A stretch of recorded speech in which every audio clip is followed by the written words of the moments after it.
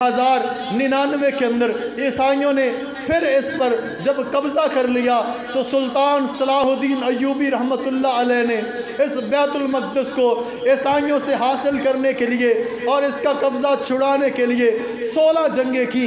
लोगों ने कहा सुल्तान अब मौका मुनासिब नहीं है, सारी दुनिया के ईसाई आपके मुकाबले के अंदर जमा हो चुके हैं, आप कुछ वक्त गुजारा कर लीजिए, कुछ वक्त के लिए पीछे हट जाइए। जब ये ईसाई मुंतशिर हो जाएंगे, इनके आपस के अंदर इख्तलाफात जाग जाएंगे, तब मौका मुनासिब होगा, आप तब हमला करना। सुल्तान सलाहुद्दीन अय्यूबी ने यादगार जुमला कहा अब मौका है, कहाँ सबको अकेले अकेले ढूंढता फिरूंगा।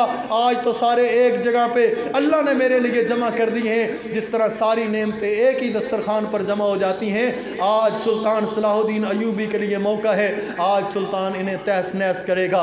सुल्तान सलाहुद्दीन अय्यूबी रहमतुल्लाह अलैह ने फिर 16 जंगें करने के बाद इस बैतुल मक़दस को आज़ाद करवाया। कैसा दरवेश सिफ्त इंसान था, बादशाह था, सारी ज़िंदगी पैसे जमा करता रहा कि हज करूँगा, मैं हज करूँगा, बैतुल्लाह की ज़ियारतें करूँगा।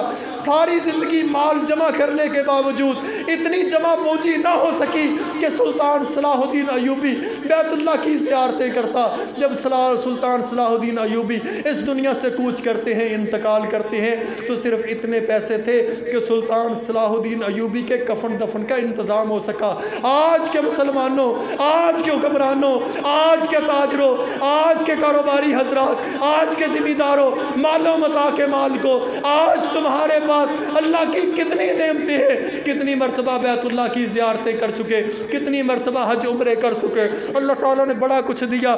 सब कुछ होने के बावजूद हमारी फ़लस्तीनियों के साथ सिर्फ खाली